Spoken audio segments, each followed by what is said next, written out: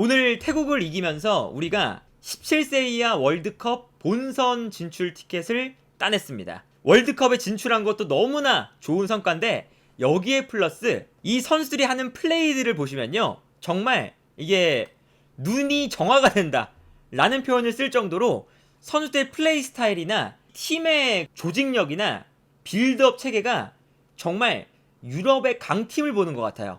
특히나 이제 우리가 유럽 축구를 보면 보통 볼을 잘 다루고 볼 점유율을 높게 가져가고 그런 팀에 기준이 되는 사람이 있습니다. 누구냐? 과르디올라죠. 근데 이 변성환 감독이 과르디올라 축구를 얼마나 참고를 했는지 모르겠으나 과르디올라의 그런 했던 방식들을 되게 많이 이 17세 이하 대표팀에게 적용시키고 있습니다.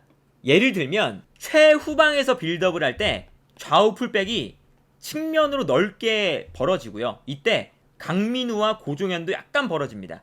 그리고 여기서 중요한 거, 홍성민 골키퍼가 볼을 잘 다루거든요. 그래서 한 칸 올라와요. 이렇게 올라오는 이유는 뭐냐? 이렇게 풀백이 넓게 벌어지잖아요. 그러면 자연스럽게 상대방의 압박이 당연히 풀백들을 향해서 벌어집니다. 이렇게 벌어지잖아요. 그러면 그 순간 요 앞 공간에서 순간적으로 공간이 생겨요. 근데 이때 골키퍼가 아니라 수비형 미드필더 한 명이 내려와서 볼을 받으면 당연히 요 앞쪽에 선수가 부족해지겠죠. 그런데 여기서 골키퍼가 한 칸 올라온다는 뜻은 우리 수비형 미드필더를 출전하는 이면섭 선수가 내려오지 않고 미드필더 라인에서 볼을 받을 수 있다는 것을 의미하게 됩니다. 그래서 우리가 시작할 때는 골키퍼가 약간 올라와서 어느 정도까지는 빌드업에 가담을 해요. 이것도 사실은 과르디올라 감독이 바르셀로나를 이끌면서 발데스, 미넨에서는 노이어, 이제는 에데르송, 이런 발밑 좋은 골키퍼를 활용해서 하는 빌드업 방식이거든요. 그리고 약간 우리가 올라가기 시작하면 점점 더 빌드업에 시중을 해야 되잖아요. 이때는 자연스럽게 골키퍼는 내려가고 이면섭이 내려올 때가 있습니다. 강민우, 이면섭, 고종현 3백처럼 형성이 되고요. 이때 3백이 형성이 되니까 좌우 풀백인 이창우와 황지성이 오늘 높게 올라가요. 그리고 이때 좌우 측면에 있는 윤도현과 양민혁이 안쪽으로 들어와 줍니다. 이러한 형태는 수비형 미드필더가 한 칸 내려가면서 풀백이 올라오고 풀백이 높게 올라올 때 안쪽으로 들어가는 측면 공격수들, 요 형태는요 라볼피아나라고 해가지고 이것 또한 누가 먼저 시작했느냐 이런 거를 떠나서 유행을 시킨 건 결국에 과르디올라 감독입니다. 이러한 스타일도 보여주고요. 상황에 따라서는 우리 이면섭 선수가 안 내려갈 때도 있어요. 이면섭 선수가 안 내려가면 풀백들이 엄청나게 올라가진 않습니다. 대신에 이번에는 좌우 측면 공격수들이 측면으로 넓게 벌려요. 넓게 벌려주면서 중앙에 있는 백인우와 진태호가 올라오는 형태를 취합니다. 그리고 이때 최근에 과르디올라 감독이 많이 쓰는 형태, 좌우 측면 풀백이 안쪽으로 들어와줘요. 이창우와 황지성이 좀 중앙으로 들어와주죠. 이러면 아까의 전형과 매우 비슷하죠. 아까는 이제 풀백이 올라갔다면 이제는 그냥 측면 공격수들이 좌우 측면에 위치하고 대신에 중앙 미드필더들이 올라와주면서 4명의 선수가 최전방에 위치하게 됩니다. 요것도 사실은 과르디올라 감독이 자주 쓰는 패턴이거든요. 그러니까 이제 전체적으로 보면 우리의 빌드업 과정, 공격 패턴 이런 것들이 되게 유연해요. 골키퍼가 올라와서 3백을 만들기도 하고 수비형 미드필더가 내려와 주기도 하고 수비형 미드필더가 내려오지 않을 때는 좌우 풀백이 중앙으로 들어와서 인버티드 풀백처럼 플레이를 하고 그러면 이제 윤도영 선수나 양민혁 좌우 측면에 있는 선수들이 상황에 따라서 안쪽으로 들어와서 공격형 미드필더처럼 플레이하거나 아니면 측면을 넓게 쓰면서 측면 공격수를 그냥 수행을 하거나 그러니까 이게 상황마다 되게 여러 가지 패턴이 있거든요. 근데 이게 중요한 건 뭐다? 이 선수들이 17세 이하입니다. 17세 이하 선수들이 이렇게 다양한 패턴, 이렇게 유기적인 그런 움직임들을 너무나 잘 수행해주고 있어요. 이거는 변성환 감독이 이 팀을 잘 이끄는 것도 있고 플러스 우리 선수들의 전술 이해도가 매우 높다는 것을 뜻하죠. 이 장면 보시면 우리 골키퍼가 후방 빌드업을 시작할 때는 약간 올라와줘요. 올라와주면서 이 좌우 중앙 수비수들이 골키퍼가 올라오니까 약간 측면으로 밀려나죠. 그러면 이렇게 되면 어떻게 되느냐? 후방에서 3백이 만들어지면서 우리 이면섭 선수가 굳이 내려오지 않고 약간 올라가면서 볼을 받을 수가 있습니다. 미드필더 숫자 싸움에 도움을 주죠. 그리고 좌우 측면에 중앙 수비수들이 넓게 배치가 되다 보니까 풀백들은 또 높게 올라갈 수가 있어요. 그러면서 일단은 골키퍼가 올라와서 빌드업을 시작한다. 골키퍼가 이제 올라오기가 너무 이제 힘든 위치까지 올라오면 자연스럽게 우리의 수비형 미드필더인 이면섭 선수가 내려가 주면서 또다시 3백이 됩니다. 이렇게 3백이 되면 여전히 우리의 좌우 풀백은 높은 지역까지 올라가서 플레이를 할 수가 있겠죠. 그리고 이때는 왼쪽, 오른쪽 두 명의 측면 공격수가 풀백이 올라오니까 중앙으로 들어가서 플레이하는 것을 볼 수가 있습니다. 이런 것처럼 우리가 이 전형은 라볼피아나라고 불리는 전술이고요. 또다시 상황에 따라서는 이런 플레이도 가능해요. 풀백이 직선적으로 올라오지 않고 약간 안쪽으로 들어오고 있어요. 그리고 이번에는 아까 중앙으로 들어갔던 양민혁 선수가 이번엔 측면으로 빠져줍니다. 대신에 중앙 미드필더인 진태호 선수가 앞으로 움직여주죠. 그래서 우리가 특히나 이 측면에서 계속된 삼각형을 만들어준다는 게 우리의 특징이거든요. 그리고 여기서 이제 측면으로 패스를 보내줘요. 그럼 여기서 측면에서 볼을 잡은 다음에 어떤 움직임이 나오냐면 측면에서 볼을 잡는 양민혁 선수가 안쪽으로 들어가고요.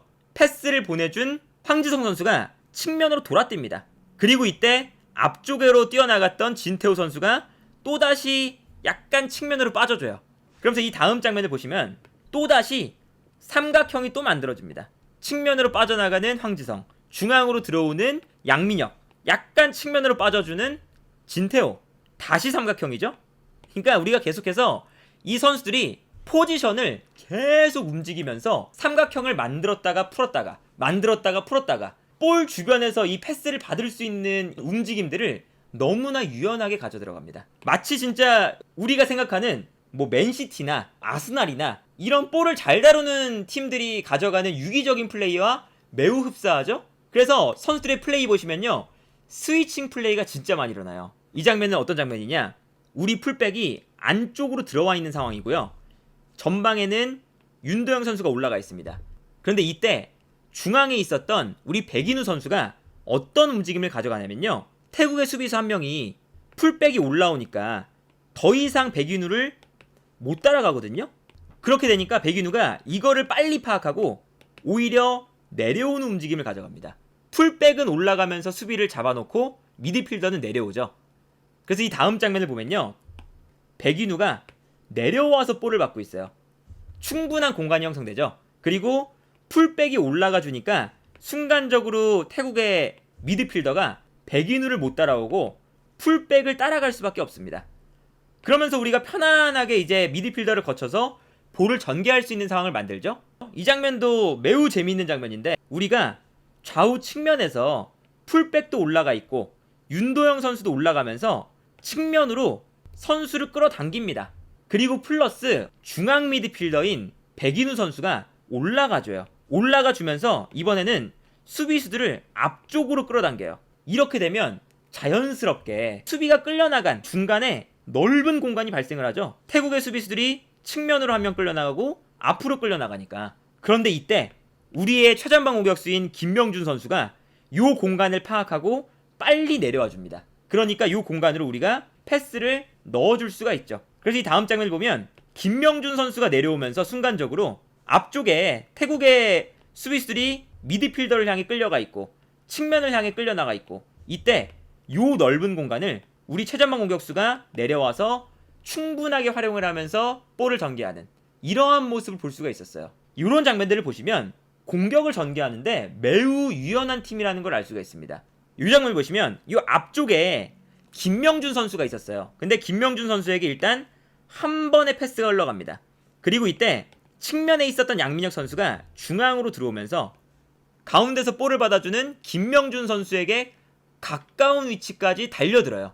이 다음 장면을 보시면요, 김명준이 포스트 플레이를 해줄 때 순간적으로 양민혁 선수가 안쪽으로 들어와 있죠. 앞쪽으로 넘어오는 패스를 받아서 김명준이 중앙으로 들어오는 양민혁에게 볼을 떨어뜨려줍니다. 그리고 여기서 다른 각도에서 보시면요, 양민혁이 안쪽으로 들어와서 볼을 잡자마자 측면에 있었던 윤도영이 침투를 하기 시작하고요, 침투를 하니까 요 사이로 기가 막힌 패스가 또 한 번 들어갑니다. 그래서 요 기가 막힌 패스가 하나 딱 들어가면서 순간적으로 우리가 태국의 수비 라인을 완벽하게 무너뜨리고 1대1 찬스가 나왔죠. 이런 공격 작업 자체가 정말 유기적인 공격이 계속되는 거예요. 뭐 중앙으로 들어와 주기도 하고 측면으로 넓혀 주기도 하고, 넓혀주면 그 공간을 활용하는 선수가 또 누군가는 있고, 계속해서 전술이 바뀌고 계속해서 선수가 로테이션을 돌고 스위칭을 하기 때문에 너무나 이제 좋은 패턴들이 많이 나온다. 과르디올라 감독의 전술적인 특징 중 하나가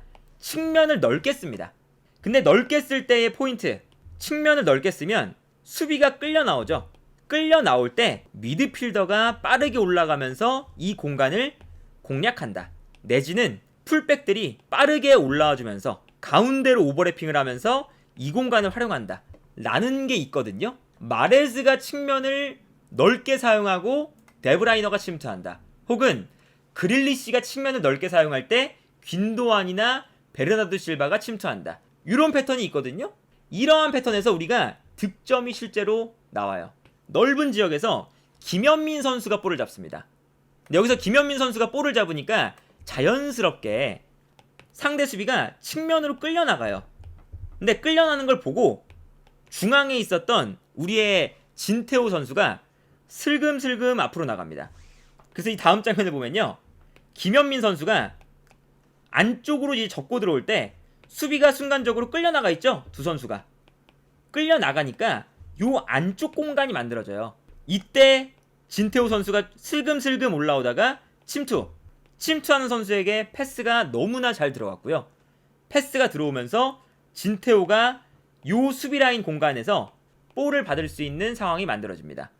그리고 여기서 진태호의 크로스가 넘어왔을 때 안쪽으로 뛰어들어오던 백인우의 슈팅, 골키퍼가 이건 선방했지만 흘러나오는 볼을 다시 윤도영이 완벽한 왼발 슈팅으로 득점. 과르디올라 감독의 전술과 매우 흡사한 수준이다, 이렇게는 이제 말할 수는 없겠지만, 우리 변성환 감독과 이 17세 이하 대표팀이 세계적인 트렌드에 매우 흡사한 이번 시즌 트래블을 기록한 맨시티, 과르디올라 감독의 전술과 방향성이 비슷한 축구를 정말 잘해주고 있습니다. 경기 결과도 그렇지만 경기의 이런 내용들이, 그러니까 이러한 축구를 했던 선수들이 성인 대표팀으로 가고 프로 무대에 적응하고 하면 이렇게 만들어가는 축구를 그냥 편안하게 또 할 수가 있거든요. 그리고 여기서 중요한 건 뭐냐면, 우리가 세계적인 트렌드를 따라가는 축구를 했다는 게 이 선수들이 유럽 무대에 진출하고 더 큰 무대로 진출했을 때 이득이 됩니다. 대부분의 그런 그 세계적인 트렌드 자체가 맨시티, 아스날, 뭐 브라이튼, 심지어 뭐 브렌트포드, 심지어 이번에 강등을 당한 리즈 유나이티드, 사우스햄튼, 웬만한 팀들은요, 이 유럽 빅리그의 팀들이 과르디올라 감독이라는 이 기준을 따라서 이 감독의 축구를 따라가는 게 현재 축구의 트렌드입니다. 우리의 장래가 촉망되는 선수들은 유럽을 아마 꿈꾸고 있을 거잖아요.